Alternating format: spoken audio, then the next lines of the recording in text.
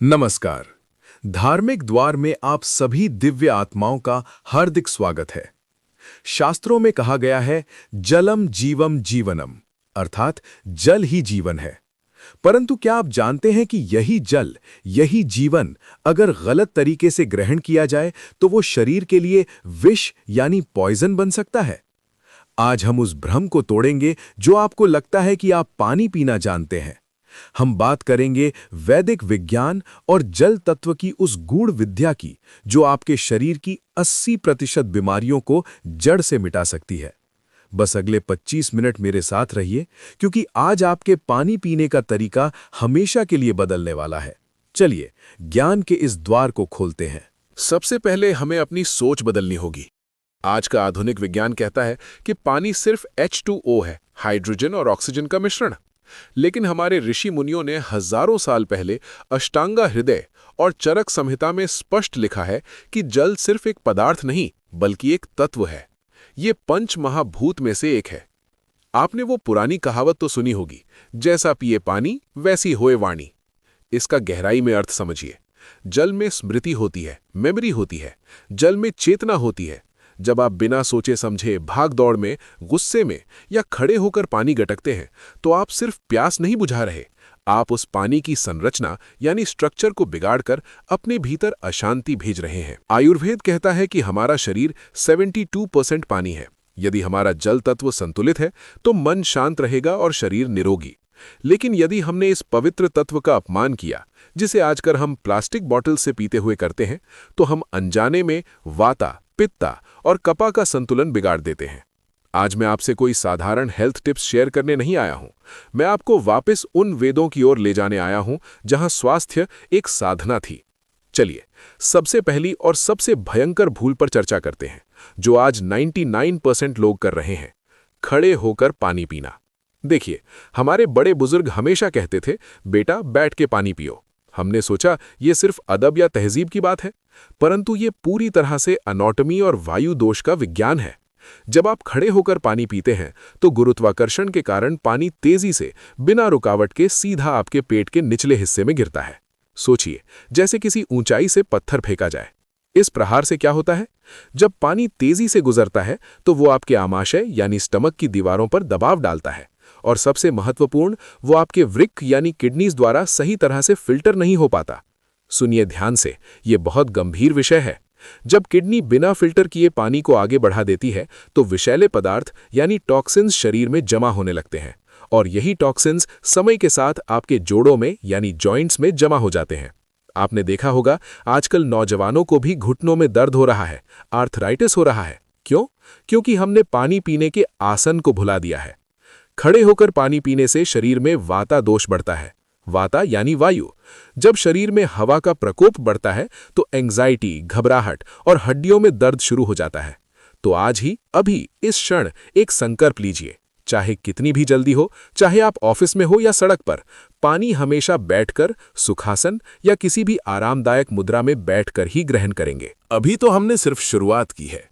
आगे वीडियो में मैं आपको बताऊंगा कि भोजन के साथ पानी पीना कैसे हलाहल विष यानी पॉइजन के समान माना गया है, और वो कौन सा एक बर्तन है जो आपके पानी को अमृत बना सकता है।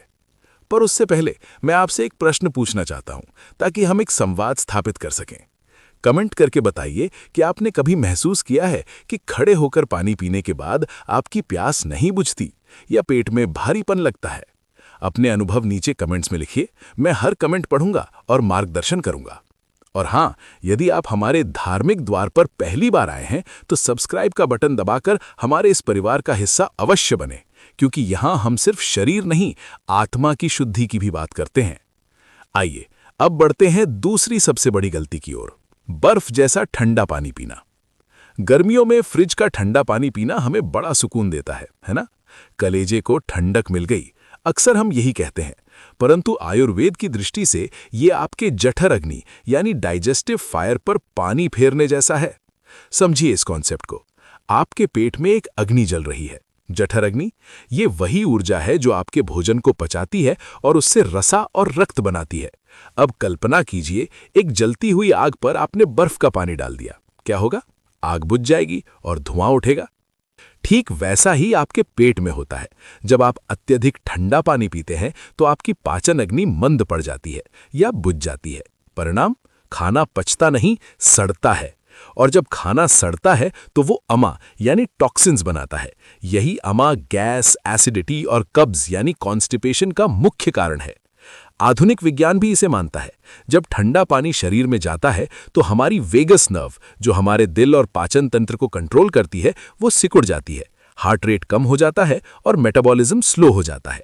यदि आप वजन कम करने यानी वेट लॉस की कोशिश कर रहे हैं और ठंडा पानी पी रहे हैं तो आप विपरीत दिशा में दौड़ रहे हैं। ठंडा पानी आपके फैट यानी चर्बी को सख्त यानी सॉलिडिफाई कर देता है, जिसे जलाना और भी मुश्किल हो जाता है। तो फिर कैसा पानी पिएं? शास्त्रों में उष्णोदका का वर्णन है, यानी गुनगुना पानी या कम से कम मटके का पानी जो प्राकृतिक रूप से शीतल हो, कृत्रिम रूप से नहीं। एक पुरानी कहावत है, ठंडा पानी रोग की नानी। इसे याद रखिएगा। अब हम उस गलती की ओर बढ़ रहे हैं जिसे महर्षि वाग्भट ने विष यानी जहर के समान बताया है, और वो है भोजन के तुरंत बाद या भोजन के साथ अत्यधिक पानी पीना। हमारे शास्त्रों में एक बहुत प्रसिद्ध श्लोक है, अजीर्णे भेषजम वारी, जीर्णे वारी बलप्रदम, भोजने चामृतम वारी, भोजनांते विषप्रदम। इसका अर्थ समझिए। अजीर्ण में जल औषधि है। भोजन पचने के बाद जल बल देता है। भोजन के बीच में घूंट घूंट जल अमृत है, किंतु भोजन के अंत में पिया गया जल विष के समान है। इसे तर्क और विज्ञान से समझें। जब आप भोजन करते हैं तो आपकी नाभि के पास स्थित सूर्य केंद्र सक्रिय होता है और जठराग्नि यानी डाइजेस्टिव फायर प्रज्वलित होती है। ये अग्नि भोजन को पकाने का काम करती है। अब जरा सोचिए, एक जलते हुए चूल्हे पर यदि आप बाल्टी भर पानी डाल दें तो क्या होगा? आग बुझ जाएगी और भोजन पकेगा नहीं बल्कि सड़ेगा। जब आप खाने के तुरंत बाद 2-3 गिलास पानी गटक लेते हैं तो पेट में पाचक रस यानी डाइजेस्टिव जूसेस पतले हो जाते हैं। भोजन पचता नहीं है और सड़ा हुआ भोजन शरीर में यूरिक एसिड, एलडीएल कोलेस्ट्रॉल और ट्राइग्लिसराइड्स बढ़ाता है। आज भारत में जो पेट फूलने और गैस की समस्या घर घर में है, उसका मुख्य कारण यही है। तो नियम क्या है? यदि भोजन रूखा है या तीखा है तो बीच में 1-2 घूंट पानी पिया जा सकता है। इसे अमृत कहा गया है क्योंकि ये गले को गीला करता है। लेकिन पेट भरकर पानी भोजन के कम से कम 45 मिनट से 1 घंटे बाद ही पिएं। तब तक अग्नि अपना काम कर चुकी होगी। आगे मैं आपको बताने वाला हूं कि सुबह उठते ही बिना कुल्ला किए पानी पीने का वो राज क्या है जो बड़े बड़े ऋषि मुनि अपनाते थे, और कैसे तांबे का एक लोटा आपके भाग्य और स्वास्थ्य दोनों को चमका सकता है। लेकिन उससे पहले एक छोटा सा निवेदन। हम यहाँ धार्मिक द्वार पर लुप्त हो रहे भारतीय ज्ञान को वापस लाने का प्रयास कर रहे हैं। यदि आपको लगता है कि ये जानकारी आपके परिवार के काम आ सकती है तो अभी सब्सक्राइब का बटन दबाएं और घंटी बजाएं ताकि कोई भी महत्वपूर्ण वीडियो आपसे छूट न जाए। अब तक हमने बात की कि क्या नहीं करना है। अब जानते हैं कि सही विधि क्या है। जल को शरीर में अमृत कैसे बनाएं? पहला नियम, सिप सिप करके पिएं, सिप बाय सिप। आपने कभी किसी चिड़िया या पक्षी को पानी पीते देखा है? वे अपनी चोंच में 1 बूंद पानी लेते हैं, सिर ऊपर करते हैं और धीरे धीरे उसे गले से उतारते हैं। प्रकृति ने उन्हें यही सिखाया है, और हम मनुष्य, हम एक सांस में बोतल खाली कर देते हैं। आयुर्वेद के अनुसार हमारे मुंह में जो लार होती है वो प्रकृति में क्षारीय होती है, और हमारे पेट में जो अम्ल बनता है वो तेजाब जैसा होता है। जब आप घूंट घूंट करके पानी को मुंह में घुमाकर पीते हैं तो ये लार पानी में मिलती है और पेट में जाकर एसिड को शांत यानी न्यूट्रलाइज करती है। यदि आप धीरे धीरे पानी पिएंगे तो जीवन में कभी भी एसिडिटी या मोटापे की समस्या नहीं होगी। कहावत भी है, पानी को खाएं और भोजन को पिएं, यानी पानी को इतनी धीरे पिएं जैसे खा रहे हों और भोजन को इतना चबाएं कि वो पानी बन जाए। अब आते हैं सबसे महत्वपूर्ण भाग पर, समय और पात्र। 1. ऊषापान यानी सुबह का जल।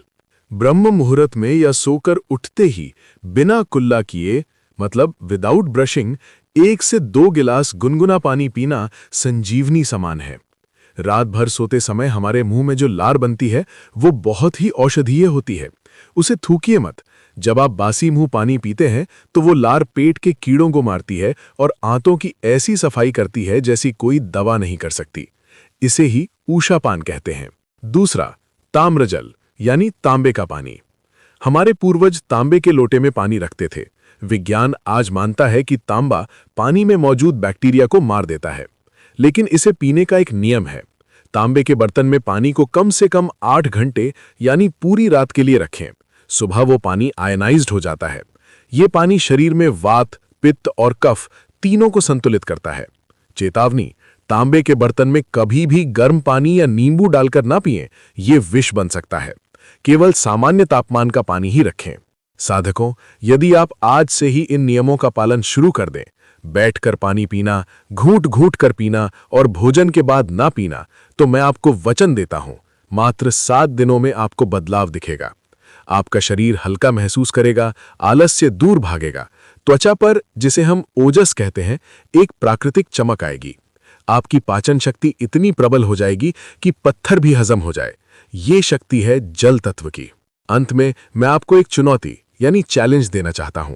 क्या आप अपने स्वास्थ्य के लिए अगले 7 दिन इन नियमों का पालन करने को तैयार हैं? यदि हां, तो कमेंट बॉक्स में लिखें, मैं संकल्प लेता हूं या आई एक्सेप्ट। आइए देखते हैं कितने लोग अपनी पुरानी आदतों को छोड़ने का साहस रखते हैं। मित्रों, धार्मिक द्वार का उद्देश्य केवल जानकारी देना नहीं, बल्कि आपके जीवन को रूपांतरित करना है। इस वीडियो को अपने उन मित्रों और परिवारजनों के साथ अवश्य शेयर करें जो दिन भर गलत तरीके से पानी पीते हैं। शायद आपका एक शेयर किसी का रोग मिटा दे। अगले वीडियो में हम बात करेंगे भोजन करने की सात्विक विधि पर। तब तक के लिए जल का सम्मान करें, स्वस्थ रहें, मस्त रहें। ओम शांति ही शांति ही शांति ही। नमस्कार।